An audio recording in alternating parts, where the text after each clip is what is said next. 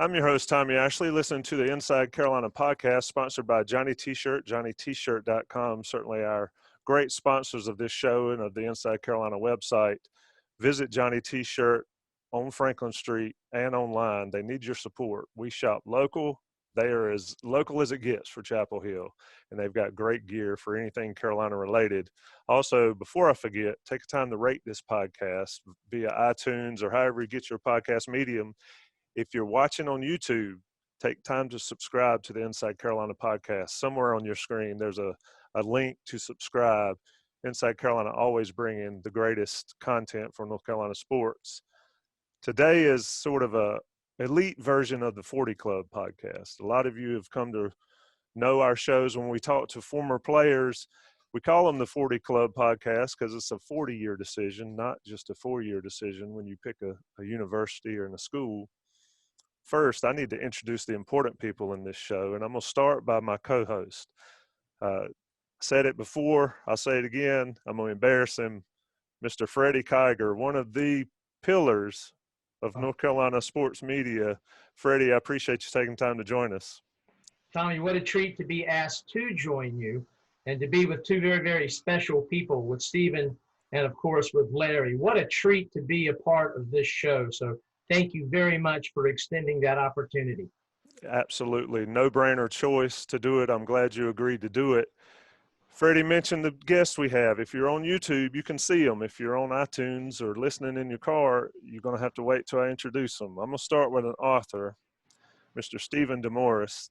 And Stephen is relevant to this podcast because he took the opportunity to write a book about one of the Carolina legends, and probably one of the Carolina legends that the story hasn't been told as much as some of the others, perhaps. Stephen, welcome to the show.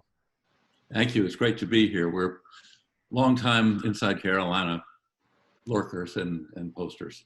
Yep. And Catherine Walton when that email came through to me to ask us to handle this show and to talk to you guys, it was an easy yes. And so I want to start, and again, if you're on YouTube, I'll go ahead and sneak it to the listeners. Larry Miller's joining us. Mr. Miller, how you doing?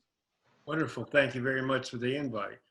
Absolutely. Well, this is your story, so I want to talk to Stephen about how this all came to be. If you've read the book, you know this story, but it's great hearing it. If you haven't read it, you need to pick it up as soon as possible. But Stephen, how did we manage to, of all the things that have gone on in 2020, how did we manage to be on this Zoom podcast right now?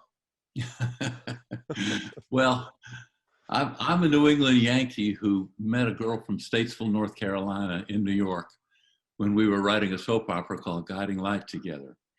And when we got married and moved to Connecticut, we were both basketball fans, although from different conferences, since I was in Big East territory. And she always told me how great North Carolina was and could always recite the 1968 Carolina lineup from when she was a preteen.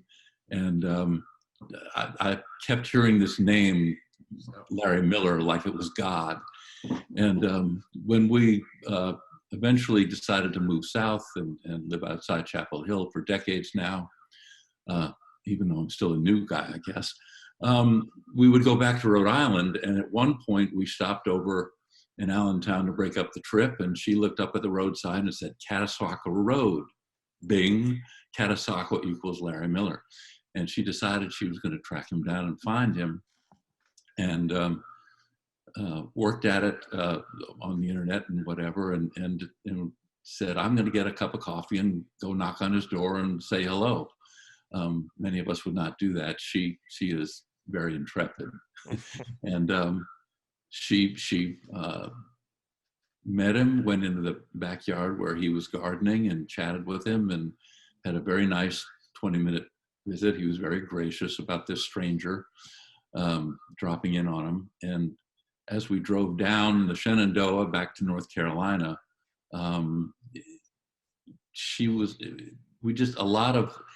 we began to realize there's a whole story here that has not been told. Everybody knows about Carolina from the TV and the Final Fours and Michael Jordan onward, but there's very little of Larry on tape. There was no ESPN. There, there was like one Saturday game a year. This was like when there were only 3 TV channels really back in the 60s. So, and she had found out from chatting with him in his garden that he has a lot of stories to tell.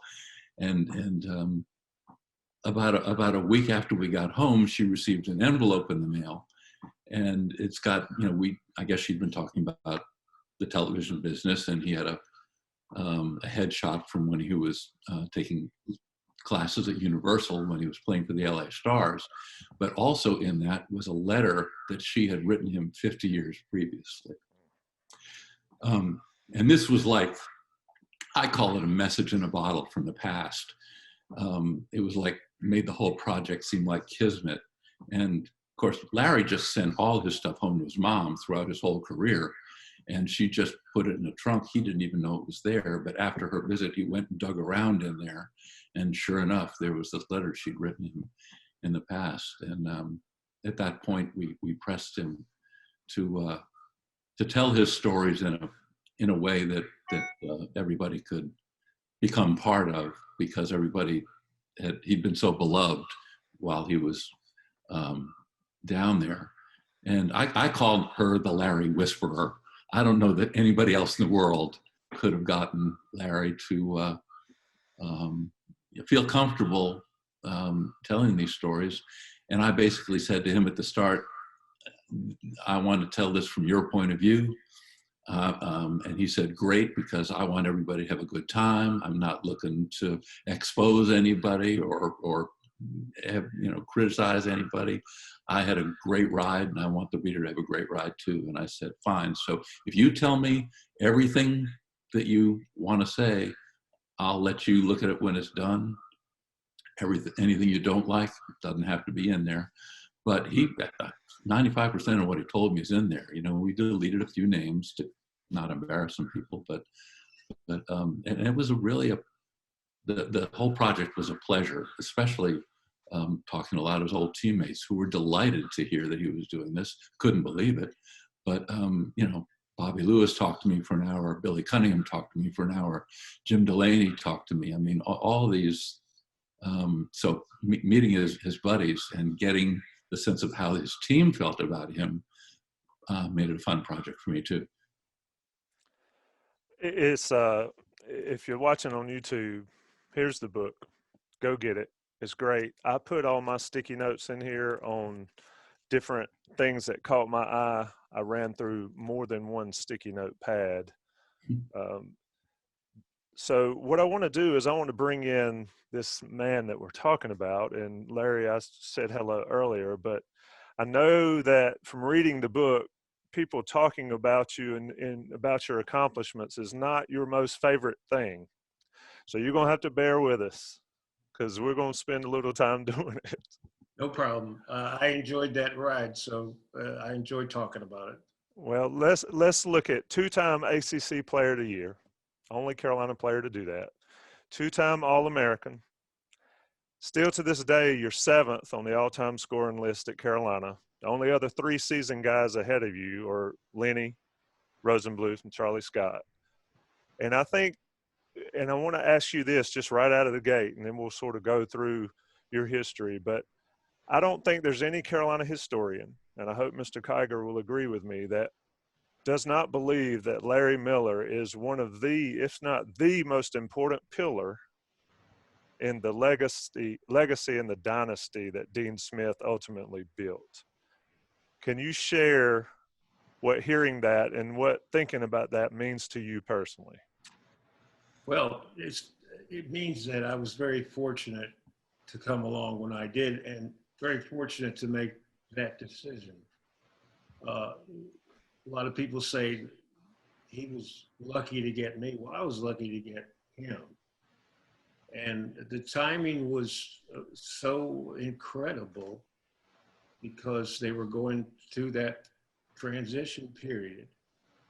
And even though it started out, if I could have played as a freshman, who knows what would have happened, because Billy Cunningham was there, Bobby Lewis was there, and the 3 of us could have been really an awesome trio, and we probably could have taken Carolina, you know, pretty well into the playoffs. But times weren't, you know, they didn't call for that. So fortunately, when I was there, fortunately, and I say this incredibly selfishly, that these guys that followed me came along, that I had the opportunity to help recruit these guys.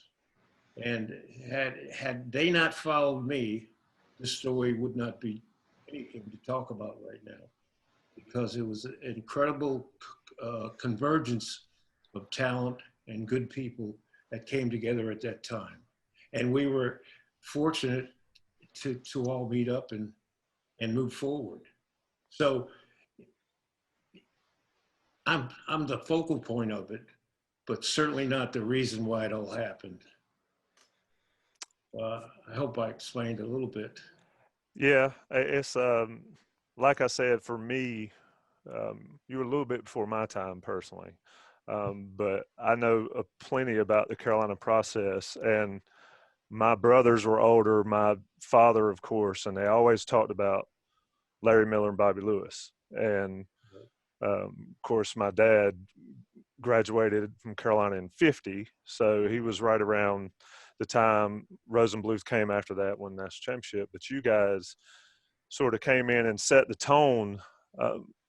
Let's back up a little bit to your time in Pennsylvania. And this is a question I always ask people, and I hope it's not too deep or philosophical or whatever, but reading this book about you and reading about your time in high school and through there, the one thing that came out to me was the toughness that you played with. And when we talk about great athletes, I've always said that person is different. And it's a positive thing to say, but that person's different, or they have it. One thing, and then I'm going to defer to Mr. Kiger for a little while, but one thing I wanted to ask you is, how much of your grit, toughness, whatever you want to call it, when you were growing up, came from within, maybe a God-given innate ability, versus how much of that was instilled in you by your folks, by your community, and by the times that you grew up in?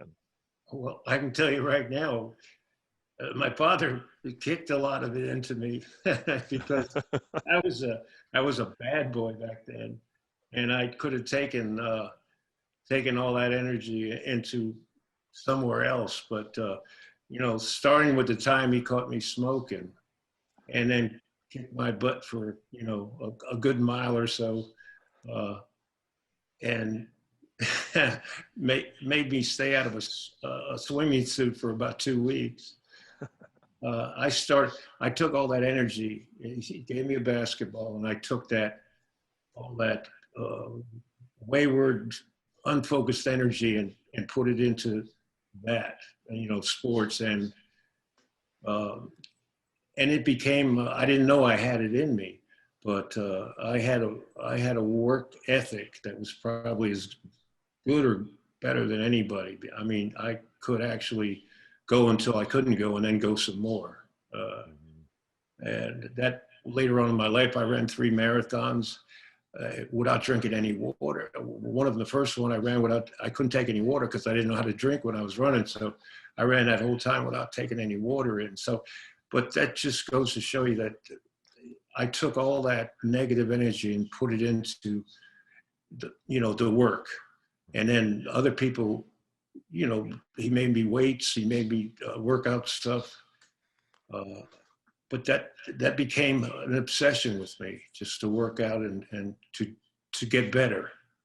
And it probably came from the people around me, but it definitely came from my father, my family, that supported me in that effort. But to this day, I still have that, believe it or not. I can still, I walk certain places when it's, you know, almost every day I walk 3 or 4 or 5 miles and I'm delivering books right now.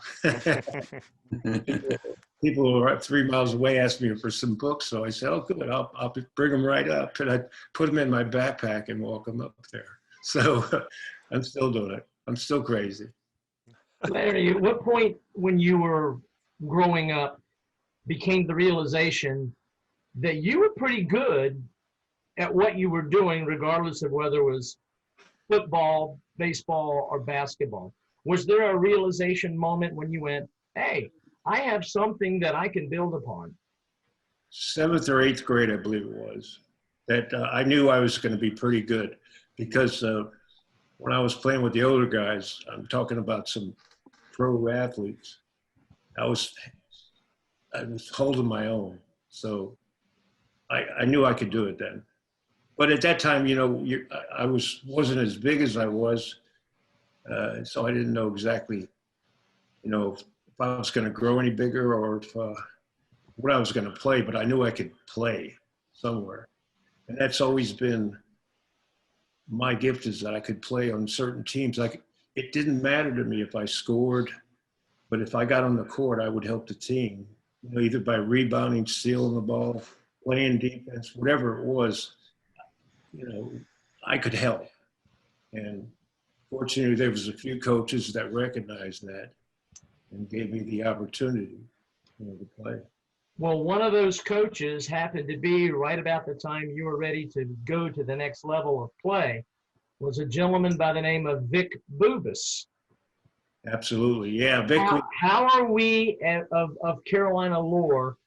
How close was it that Larry Miller wound up in a royal blue uniform?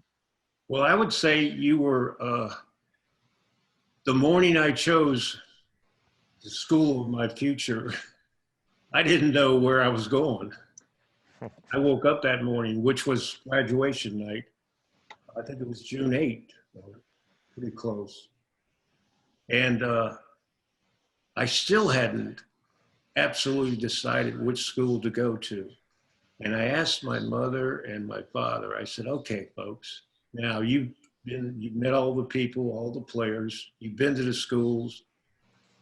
Where do you want me to go? Where do you think? I'm not asking you to tell me where to go. I'm asking you where you think I should go. And lo and behold, my parents were so miraculously perceptive that they didn't, no matter how much they wanted to or thought, they wouldn't tell me their opinion. Because you heard a lot about players being forced to go to certain schools by their parents. Well, I was totally opposite. They wouldn't tell me where they wanted me to go. Well, we love Coach Bubas, we love Coach Smith, and we love the schools. And Larry, it's up to you. And so that was their input to my decision. So I probably made it sometime that afternoon or something like that. Well, Ken Roseman had a lot to do with that decision as well, sitting on the front porch with your dad, sipping on PBRs, if I remember correctly. Yeah, he said he didn't even like beer either, but I did, so that was good. I was happy with him drinking a beer with us. Yeah, he was a wonderful man, Southern gentleman all the way. How much, and there's a quote in the book, and I'm paraphrasing because I want people to read it for themselves. How much was the quote? Well, if you go to Duke, you're going to realize you're just 5 minutes from heaven. Yeah, I heard that. I heard a lot of stuff like that. But I did feel comfortable being at Chapel Hill and with the players and the students and stuff like that. I think unfairly, Duke didn't have the social environment that Carolina had. And back then, I kind of liked to hang out. That was my weakness. Was Billy Cunningham a big part of those who here in school helped look after you, so to speak, help make your transition comfortable? Look after me was probably the wrong word. He probably had to chase after me, keep me straight. No, but Billy was, I had a ball with Billy. He was a wonderful guy to hook up with. Because the first time down there, the famous deal was they had a student gathering for me at, I think it was Woolen Gym. And he said they want the students to meet you. I don't know how many they had there, but they were going to greet me and all that stuff. He said, would you rather go there or would you rather go down to the shack for a beer? And I said, what, are you kidding me? We were off to the shack. So I'm sorry to the students that, we stood up that day, but ultimately I got there. What how is it to play and be such a great high school star and then have to go to college and sit for a year? I know there was a freshman team, but how would people today can't fathom that being the way things are. How was that for a guy like you coming down from Pennsylvania with plenty of reputation and then having to basically watch the JV or play on the JV team, for lack of a better way? Well, that was tough, but I knew that coming in what the situation was, and I don't know that there were many schools that you could play as freshmen back then. So it wouldn't have made much difference if I went somewhere else.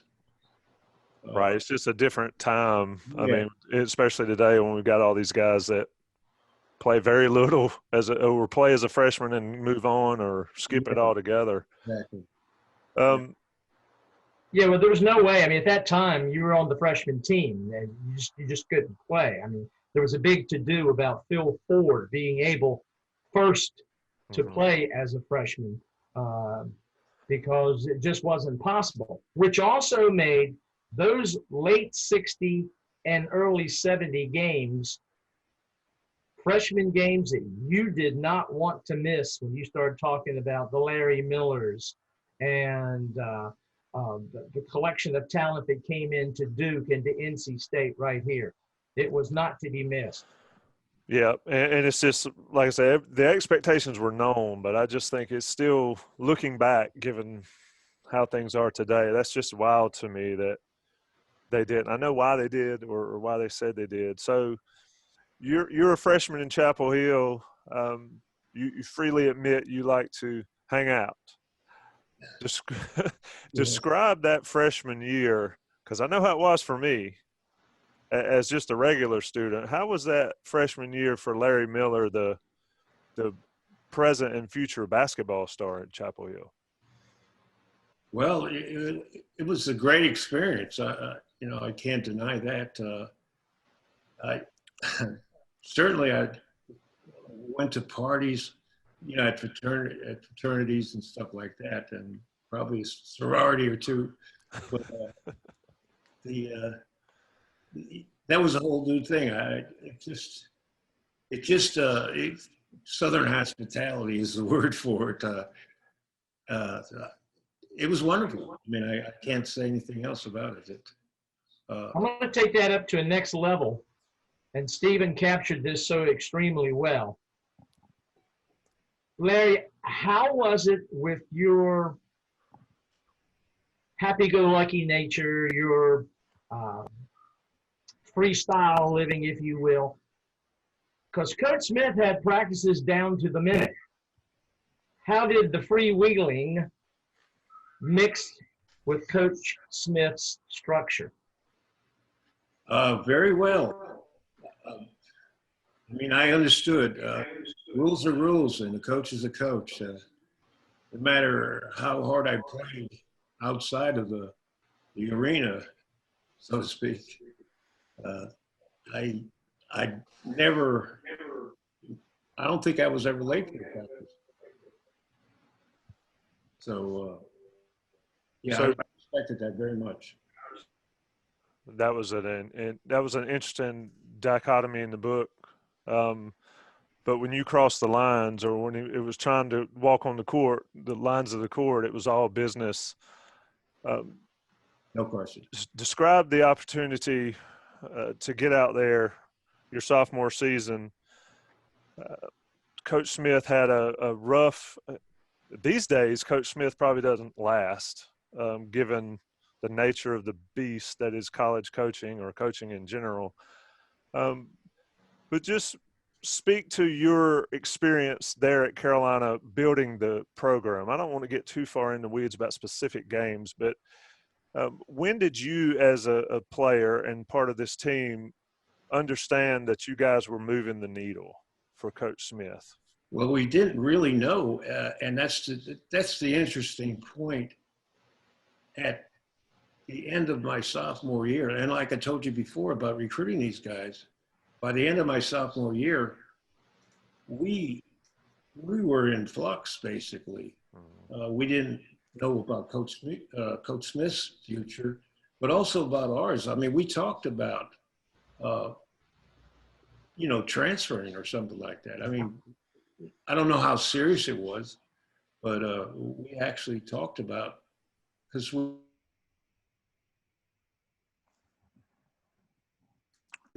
even after we signed all the guys that followed up, the Rusty Clark, Grubar, Joe Brown, and Bill Bunning area, we got those guys. We didn't know how they would turn out. So you never know.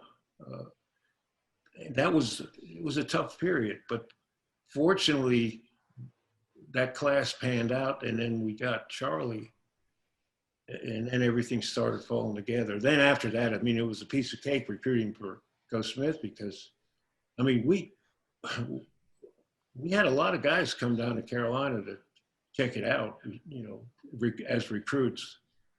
But the guys that came was what made it.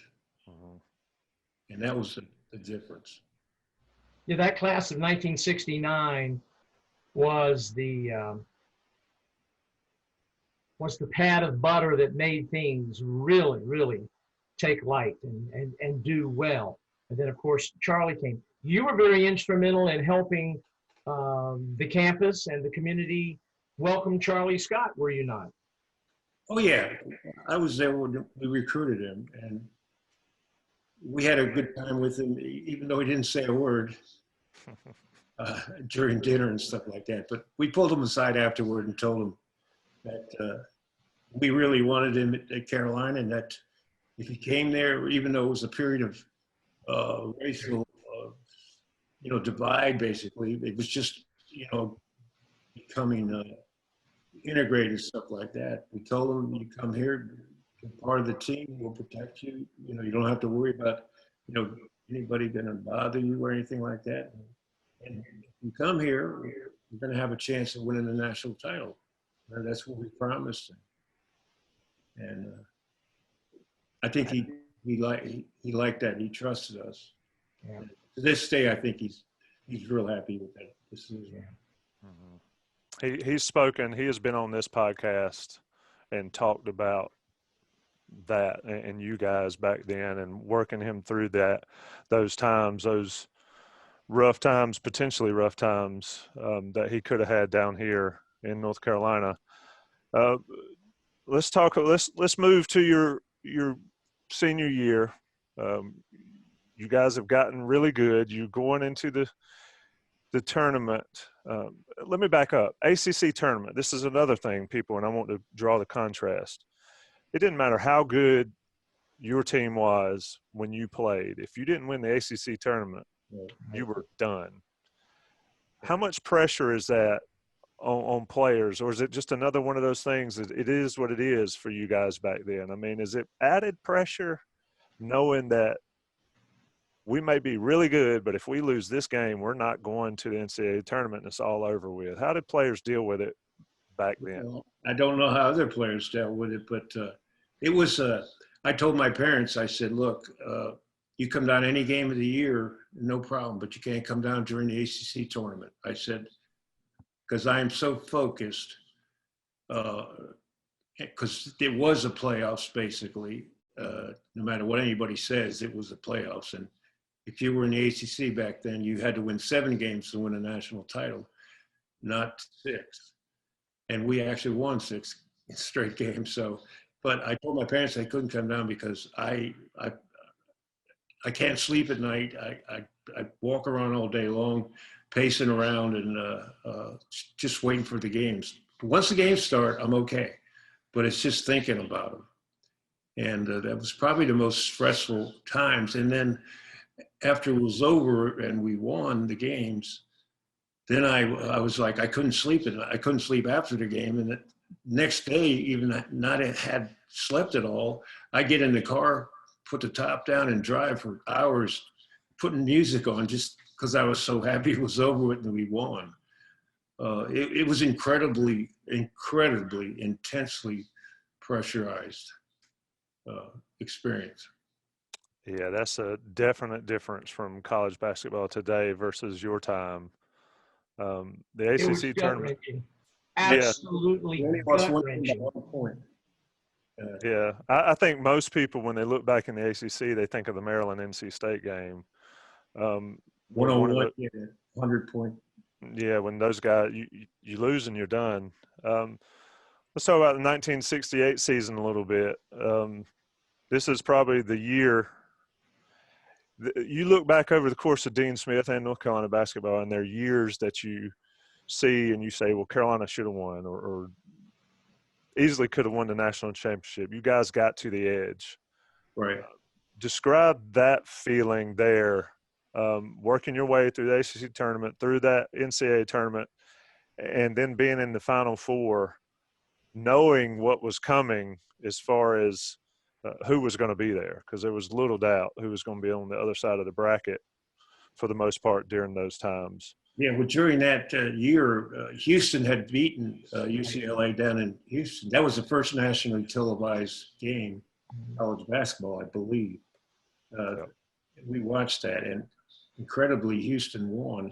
And then the pregame, the game before we played, we had just beaten Ohio State, and we watched that UCLA Houston game. When they come back, and I guess they won by 40 points or something like that. It was something almost ridiculous. But we still knew we had to play them. But in my mind, to this day, and I don't care who you talk to, I still think we had the better team than because if you look at the players, our five and their five, just put them there. I think we had a great matchup, other than Alcindor, but Rusty. He could against Bob Lanier. He had 27 rebounds or something like that, something ridiculous, almost 30. So he could hold his own. And Charlie was there. We had talent. We made the decision to slow it down, and that we averaged 85 points that year, 87 or 100. So we felt we should run with them, and we didn't. So I don't know. That's one of my questions was, Larry, do you think back that if you could have one of those moments that you could do over, you would have liked to have gone into that first half and run with UCLA? Because I remember watching the game and thinking that we just looked uncomfortable. We looked tepid. We didn't. It wasn't the same Carolina team that I recall watching throughout the season. Yeah, that's it. I mean, we just weren't. And it is what it is, like you say. But I don't have regrets, but because we can't wish over in this life. You got to live with what you did, but we got there. Yeah, you did. You had some wonderful teammates back then, and the book details a lot of those relationships. But looking back now, who are the guys? I don't want to say favorite teammates because I know the answer. Yeah, we can. Usually they're all still favorites. I still keep in touch with all of them. So yeah, so you had Bobby Lewis your first couple of years and all. You had Grubar there. I mean, describe those Carolina teams for people like me or people younger than me that don't realize that a man that's 6'3", 210 pounds, you can be such a physical presence on the court. And describe how the game was back then, because there's some great stories in the book Stephen provided that, there were a lot of hand-to-hand combat back then. a lot of physical. Yeah, it was. a lot of contact. How was that for you to deal with on a nightly basis? No, I enjoyed it. I didn't mind getting under the boards and stuff like that. But the only problem was with in practice with Rusty, his elbows came right up to my nose. So when he stuck his elbows out, I get hit in the face all the time. But the game was pretty much, we like I said, we averaged 85 points, close to 90. We ran the ball, we moved it. And Coach Smith was, not one to, everybody took decent shots. We weren't just like freelancing. It was, we were organized, but we ran, and that was our style, and played good defense too. So I was proud of the teammates. And as far as who was my favorite, they were all my favorite. And I didn't run with them after we got in trouble for partying too much, because I didn't want to cause anybody else any problems. After that, I just kind of hung out alone afterwards. Who were some of your favorite listening? Some of your favorite artists that you were listening to? All the time I've heard from so many people that you love to listen to albums. You love doing, you enjoyed your rock and roll. Did you have favorites? I had a little portable record player I would take with me and along, just stupid little records. And then that was before they had, I think they didn't have cassettes back then, but take this little record player with me on the road in the back of the bus and play it and stuff like that. All the guys that were popular back then, you name it and I listened to it. I love the music, And Carolina was a great place to see that stuff. They had all kinds of bands and groups come in, great holidays, festivals. It was really neat. They had all kinds of people come in. I saw some great groups down there, and I got on stage with a couple too. Mitch Ryder and the Detroit Wheels. You were dancing with the Mitch Ryder and Detroit Wheels. They come up there on stage. So, we had all kinds of great memories. I could bring Stephen back in, if I may. Hey, Stephen. Yeah. There were so many wonderful stories. The process of getting those stories from Larry, did it come fairly easy? Did it come easy to get the stories from him? Yes. I mean, was there any arm twisting that you have to kind of maneuver to get Larry to open up about this or that? Now he enjoys talking about some of these episodes. I mean, as I noted in the book, some people name their car. He names his parties. Those, and of course the basketball stuff too. Some of the things that I enjoyed the most was his interactions with the home front, in a sense. The fact that this guy, saves the letter from the guy at the post office, and the fact that he actually had, this doesn't really get into the book, but Larry's initial idea for this book was to do something with the fan letters he got from the younger kids when he was playing, called These Crazy Carolina Kids. And he had correspondences with all these 10-year-olds when he had time to write the letters and stuff. So he he wasn't just Joe Namath, I mean, he's kind of a mensch, and that was, I love hearing the stories about hanging out with his buddies these days. And, I mean, who else would be hanging around with his pals and saying, I wonder how many people come to my funeral, and they say, let's find out. And they decide to try it out, that's the kind of stuff that you don't go looking for that story, you stumble across it. And it was just interesting to get to know him through an entire arc of a life, from a high school kid to a retired guy, as opposed to just the glory years. So that made it a richer book for me.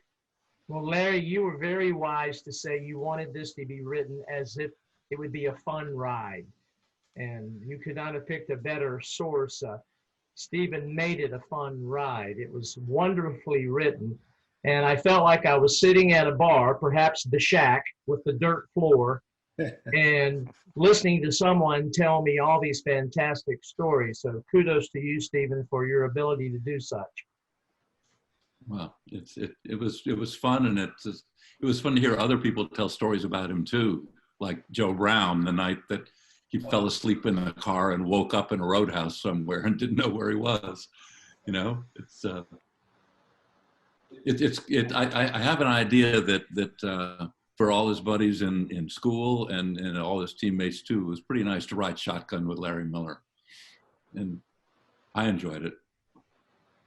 Awesome. Larry and Stephen, I appreciate you putting it together. I don't want to keep you guys too terribly long because I know that everybody has other things to do, but I do have a couple questions. People on our message boards wanted to ask you some questions, and I'll sort of generalize them. Can you talk about the rivalry? Well, let's talk about the rivalry you had with Duke, or the Carolina-Duke rivalry from your perspective, especially given how close it was that you went with Vic Bubas to Durham. What was it like as a Carolina player then playing in that rivalry game? I'll ask you about NC State in a minute. Yeah, that was actually it was a very respectful rivalry.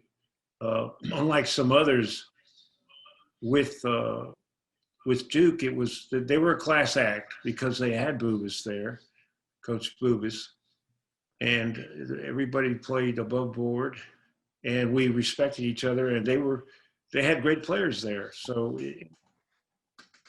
that was one of the finest rivalries that you could possibly imagine. And even the Duke players would come over to Carolina to, party after games and stuff like that. So of the rivalries, I enjoyed that one probably better than any, even though a title was usually on the line when you played against Duke. Yeah, you talk about they came over a plenty. I was at Carolina from 89 to 93, and those guys would come over all the time, party in Chapel Hill. And we talked to Jawad Williams not too terribly long ago, and I believe it was Jawad, said that it just sort of stopped several years back, and that's not a part of going back and forth to campuses, playing pickup on each other's campuses, just sort of quit back in the mid 2000s. And I think that's lost these days because the fans might not like each other, but certainly the players had a mutual respect for each other. Exactly. You mentioned other rivalries. Was NC State maybe in that other rivalry category when you were in Chapel Hill? Yeah, it was. Sometimes it got bad. Yeah. Tell us about those games. Well, actually, I fouled out. The only game that I think the only game I ever fouled out in Chapel Hill was when they broke out in a riot. Basically at the end of the game. So I couldn't get involved in it, in this scuffle. But it was a lot of, like dislike or something like that. I don't know what you want to say, but there was a lot of physical, not good physical play. So, yes, sort of like it is now these days. I mean, the NC State rivalry has always been different for North Carolina. At least from the NC State side, there's a lot more, I don't like to say hatred, but there's a lot of that. Yeah. There's especially on the football side, the guys talk about the mutual dislike there with NC State. Yeah, I don't know what it was. I don't know how it started or what, but it was kind of that way. You're right. So let me ask you a couple more questions, and don't want to intrude, but I want to ask, any regrets that you have? And if we want to leave it straight into Carolina time, we can, but one thing from the book I've learned is you've lived one hell of a full life. And to be honest, as somebody that's just south of 50 at the moment, I hope one day I can say I lived as full a life as Larry Miller has. But have you had any regrets over the course of your time here? Yeah, probably that in the 1968 championship game, I didn't dunk over Al Center in the first play of the game because I had an opportunity. I went in there. We were kind of running the four corners, and I drove down the middle, and I tried to lay it up, and I clanked it. I should have just dunked it. You know, it would have been disallowed, but it would have set the tone. So that's about it. That's awesome. Sort of like Pat Ewan trying to set the tone against Carolina in '82 by blocking everything that came anywhere near. Didn't work for him, but I was sitting on the third row of that game. yeah, I read that in the book, and I'm thinking, what a great view And I didn't even call Coach Smith to get tickets. I called Leonard Lay, my buddy who's a writer, and he got the Louisville band tickets for me. You know, I purchased them. Nice. So what does Dean Smith mean to you? Everything. He was a great person. He was one of the best people I ever met in my life, and he was with me on my entire life. He's still with me today. So that's all I can say. Can't say any better thing. Larry, you have had such an incredible series of events. I mean, as Tommy has said, you've lived a full life and you've enjoyed the ride yourself. What part of that ride in Chapel Hill do you still hold closest to you? What's closest to you when you think back to your days here at the University of North Carolina and Actually, Chapel Hill? That I chose it. That's probably the closest thing I can say to anything about it, that I chose the place. Perspicacity, whatever you want to call it, it was a choice that I could never regret. I mean, it is my life. That probably guided me throughout my life was Chapel Hill. Just the thought of wherever I was in my life, I always thought of Chapel Hill. And you could always go back there and feel at home. And that, you can't say that about a lot of things. I was fortunate that I made that decision. I met such great people, and I'm still enjoying them today. And actually, Monty Diamond is in a book, a good buddy, and Jim Delaney are coming through town later on this month and visit. So what better can you say about that place than that it draws people? Yeah, you can always come home here. And I'll say this to both of you, particularly to you, Larry. We're going to leave the front porch light on. So you're always, always welcome in Chapel Hill and Carolina, because there's so many people who have so many wonderful, fond memories. And all the good things in your life, how wonderfully and how hard you have worked for them, richly deserved. We're all very proud of you. Thank you very much. I'm proud to be part of the deal too. I'm proud to be a Tar Heel. Always. Well, Charlie Scott said late in the book that sometimes you got to let people talk good about you. Let me let you close the show in your own words. And we do it with all of these former players.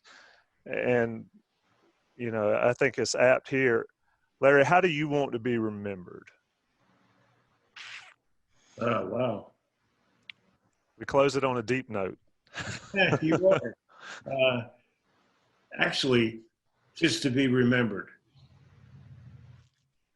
And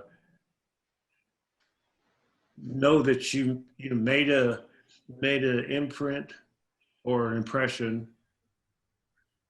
that people remember you on a fondly, let's say, that you tried to be as good a person as you could, and treated people right and lived right. Like I say, I can live with the earth. That's one of my biggest joys, is to be in my garden. And the way I treat the earth is the way I want people to treat me, and the way I try to treat them, respect and care for them. So I don't know, you guys are getting me real deep here. Well, that was absolutely a great answer. And that's what I was looking for. And I think that everybody that's listening to this, watching this, and that reads the book will agree with you that your hope to how you want to be remembered is how you will be remembered. And I want to again say thank you for taking the opportunity to talk to us and sharing your story. Larry Miller Time was a treat for me to read. It's a treat for all Carolina fans to read. And Larry, again, I've said it a million times. Thank you, sir. My pleasure. Absolutely my pleasure. And I enjoyed meeting you guys. And Awesome. hopefully we'll be talking again. Absolutely. Well, Freddie said the porch light is open. This computer screen is forever open. And if one day we can get out of this social distancing stuff, maybe we can sit around and have that beer and talk about it all. Tell some more stories, because I got a lot more. Uh-oh. Part 2. Volume 2, Stephen. Volume 2. We held back, a lot. Great times. Stephen, I just want want to make read certain. Stephen, thank you so much for picking up the ball, so to speak, and making this a project. This is just wonderful to have. I can't say enough because I know how much research you put in, and this is so well researched and so well written. Thank you for picking one of our favorites and running with it. Well, thank you. It was a great opportunity and sort of a labor of love, and I'm glad people are happy with it. Absolutely. Many thanks to Larry Miller, Stephen Demorest, and of course, Freddie Kiger, my host. You've been listening to the Inside Carolina podcast, sponsored by Johnny T-Shirt and JohnnyT-Shirt.com. Rate us, review us, subscribe to the podcast. Be on the lookout down the road, maybe part 2 of Larry Miller Time. Guys, it's been a pleasure. That'll do it for us.